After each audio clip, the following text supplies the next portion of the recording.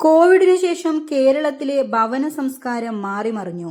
വീടുകൾ ചുരുങ്ങുന്നു, ഫ്ളാറ്റുകൾ പെരുകിക്കൊണ്ടിരിക്കുന്നു. കേരളത്തിൽ വലിപ്പം കുറഞ്ഞ വീടുകളിലേക്ക് ജനങ്ങളുടെ താൽപര്യം മാറുന്നുവെന്നാണ് കണക്കുകൾ. വീടുകളുടെ എണ്ണം ആനുപാതികമായി കൂടുന്നുമില്ല.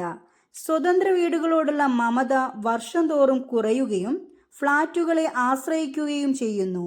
വലിയ ഫ്ളാറ്റുകൾ എന്ന രീതിയിൽ നിന്ന് ക്ലിനിക് ഉൾപ്പെടെയുള്ള സൗകര്യങ്ങളുള്ള ചെറിയ ഫ്ളാറ്റ് എന്നതിലേക്ക് മാറ്റമുണ്ട്. സർക്കാരിന്റെ സ്ഥിതിവിവര കണക്ക് പ്രകാരം 2015-16 സാമ്പത്തിക വർഷത്തിൽ നിർമ്മിച്ച പാർപ്പിടങ്ങളുടെ എണ്ണം 2,85,585 ആണ്. അതേസമയം 2022-23 സാമ്പത്തിക വർഷം ഇത് 3,17,630 ആയിരുന്നു. കേരളത്തിന് പുറത്ത് പാർപ്പിടങ്ങളുടെ എണ്ണത്തിൽ ശരാശരി വാർഷിക വളർച്ച 9 മുതൽ 10 വരെ ശതമാനമാണ്. കേരളത്തിൽ ഇതിന്റെ ഇരട്ടിയായിരുന്നു. എന്നാൽ 8 വർഷത്തെ കണക്ക് പരിശോധിക്കുമ്പോൾ ശരാശരി വളർച്ച 2% താഴെയാണ്.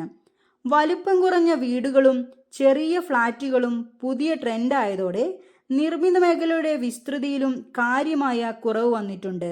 ബിൽഡേഴ്സ് അസോസിയേഷൻ ഓഫ് ഇന്ത്യയുടെ കേരള ഘടകത്തിന്റെ കണക്കു പ്രകാരം ബിൽറ്റ്-അപ്പ് ഏരിയയിൽ 1% പോലും വളർച്ചയില്ല.